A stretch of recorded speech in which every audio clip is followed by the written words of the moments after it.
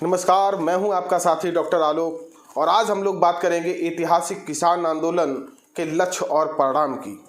वैसे तो इस वक्त देश में 5 राज्यों में विधानसभा चुनाव गर्मजोशी से तैयारियां चल रही हैं, लेकिन इन सब के बीच में बंगाल का चुनाव की चर्चा आपके सामने बहुत तेजी से आपको दिखाई दे रही होगी।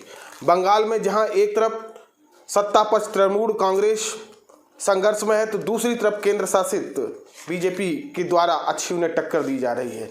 लेकिन ये चुनाव अन्य राज्यों के चुनाव से इसलिए महत्वपूर्ण हो गया क्योंकि यहाँ पर किसान आंदोलन के नेताओं की एंट्री हो गई है। किसान नेताओं के आंदोलन का आज दूसरा दिन है। पहले दिन कोलकाता में उनका जबरदस्त तरीके से स्वागत हुआ। आज नंदीग्राम से लेते हुए विभिन्न जगह पर बड़ी बड़ी रैली और रोड शो किसान नेता कर रहे हैं और उनका अपार जन समर्थन भी उन्हें मिल रहा है। रास्ते में फूलों की बरसात के द्वारा उनका स्वागत किया जा रहा है। आखिरकार ये तीसरा पक्ष जो किसान आंदोलन है, ये किस प्रकार से बंगाल की राजनीति को प्रभावित करेगा, यह चिंतन हम लोगों को आगामी समय में देखने को मिलेगा। लेकिन वर्तमान के जो राजनीति शास्त्री हैं, उनका विचार है, जो उन्होंने विभिन्न चैनलों पर अपनी बाइट भी रखी है, कि किसान आंदोलन अब 2 धारी तलवार जैसा हो गया। किसान बंगाल के चुनाव में जाके नो वोट फॉर बीजेपी के नाम पर वोट मांग रहे हैं। वो किसी के समर्थन में वोट नहीं मांग रहे हैं। वो सिर्फ इतना कह रहे हैं कि आप बीजेपी को वोट ना दें। इन्होंने किसानों की बात को नहीं माना। इन्होंने 3 काले कानून, जिसे 3 कृषि कानून हैं, उनको वापस करने से मना कर दिया है। तो ऐसे में विपक्षी दलों के द्वारा वहाँ पर यह फैलाया जाने लगा कि दरअसल किसान वाम दलों को वोट देने की बात कर रहे हैं, वाम दलों के साथ जाने की बात कर रहे हैं। तो ऐसे में एक ऐसा असमंजस हो गया, क्योंकि आप जानते हैं कि तृणमूल कांग्रेस का जो मूलतः वोटर है वो वाम दल के लोग आए हुए हैं, और अगर उनके आईटी सेल के द्वारा और विपक्षी दल के द्वारा ये फैलाने में कामयाबी हासिल कर ली गई कि किसान आंदोलन के नेता वाम दल का समर्थन कर रहे हैं और वाम दल को आप वोट दीजिए, तो ममता जी के सामने पुनः वापसी एक बड़ी समस्या उत्पन्न हो जाएगी। और अगर जो संदेश किसान आंदोलन अप्रत्यक्ष रूप से देना चाहते हैं कि बीजेपी को हराने के लिए जो भी समर्थित दल हो उसको आप मदद करिए, तो भारतीय जनता पार्टी के लिए एक बड़ा संकट भी होने जा रहा है। इसी बीच देखें, वहां पर पहले दिन बहुत सारे नेता कोलकाता पहुंचे, लेकिन दूसरे दिन राकेश टिकैत की भी एंट्री हो गई है।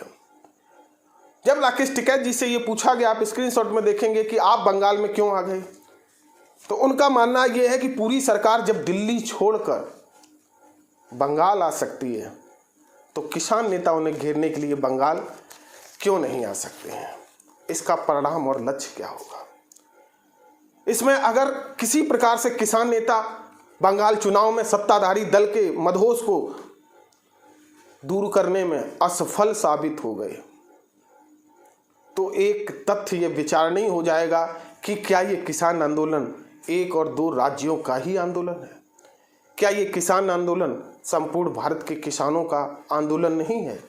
तो उस प्रतिष्ठा को बचाए रखने के लिए उनके 40 सदस्यीय किसान कमेटी के सभी प्रमुख नेता बंगाल में प्रवेश कर गए हैं। देखना यह होगा कि कोरोना काल में वहां पर किस प्रकार से कोरोना की सावधानी रखकर प्रचार होता है। तो दूसरी तरफ आप देखेंगे कि दिल्ली के विभिन्न बॉर्डर पर एक अफवाह फैलाई जाने लगी कि किसान आंदोलन सीमित हो गया या खत्म होने वाला है। तो दूसरी तरफ कुछ अच्छे संस्थान और सोशल मीडिया के जाबाज लोग दिल्ली बॉर्डर के पास से बिल्कुल सटीक स्थिति भेज रहे हैं। वहां के सेवादार ही अब अच्छे कारीगर भी हो गए हैं और सड़क के पास ही उन्होंने पक्के मकान बनाना प्रारंभ कर दिए हैं, जिसकी कीमत 20 से 30 हजार रुपए है। आप समझ सकते हैं किसान कितने लंबे संघर्ष के लिए अपने आप को तैयार कर रहे हैं कि गर्माहट उन्हें ना लगे, और उनमें कूलर और ट्रॉलियों में एसी तक वो लगा रहे हैं। कुछ गोदी मीडिया चैनल ये भी कह सकते हैं कि किसानों को कूलर की हवा खाना और एसी की हवा खाने का अधिकार ही नहीं है। इसका मतलब ये किसान नहीं है।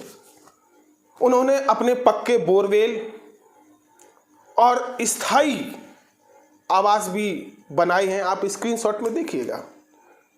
और बहुत बेहतरीन कलाकृति, जो हमारी कलाकृति गांव देहात की कलाकृति थी ठंडा रहने की, बिल्कुल उस रूप में उन्होंने उसे निर्मित किया है कि धूप, बारिश और इन सारी जो प्रकृति के अवरोध हैं इनको सहन करके हम आंदोलन को चला सके। और वो विभिन्न राज्य में राजनीतिक रूप से अब केंद्र सरकार को परास्त करने का, उन्हें शिकस्त देने का वह काम करने लगे। तो दूसरी तरफ नगर पालिका और NHAI ने किसानों के विरुद्ध मुकदमे भी पंजीकृत करने लगे हैं। उनका ये कहना है कि सड़क पर, राष्ट्रीय राजमार्ग पर आवास बनाना, बोरवेल बनाना अपराध है। आगे देखते हैं कि ये मुकदमे कहाँ तक पहुँचेंगे। लेकिन इन सब के बीच में अगर एक गोदी चैनल का नाम न लिया जाए, स्क्रीनशॉट में आप देखिएगा, तो सबका सब मज़ा ही आपका किरकिरा हो जाएगा। इस चैनल ने आज तक बेरोजगारी पे, गरीबी पे, लोगों के कोरोना काल में संकट पे, कभी लोगों के संकटों से संबंधित मुद्दे पे आज तक डिबेट नहीं चलाई। और वो हमेशा जन के विरुद्ध में समाचार चलाया करता है। उससे उम्मीद भी थी कि ऐसे ही चलाएगा, और उन्होंने चलाया है। प्रदर्शन के नाम पर 3 स्टार होटल में रह रहे हैं किसान नेता, और बड़ी बेहतरीन पत्रकारिता पेश कर दी है और ये तोड़ने का एक प्रयास किया है। हालांकि जनता जागरूक हो रही है, वो जान रही है कि भारत का भविष्य विश्व गुरु बनने की ओर है या भारत का भविष्य गर्त की ओर जाने की ओर है। ये सब फैसले आपको तय करने होंगे। युवाओं को उठना होगा, राष्ट्र का नवनिर्माण करना होगा। सही खबरें आप तक पहुंचे, इसके लिए सच के नज़र से आप जुड़े रहिए। नवीन चिंतन आपके पास आता रहेगा। इसी के साथ मैं आपसे विदा लेता हूं। जय हिंद।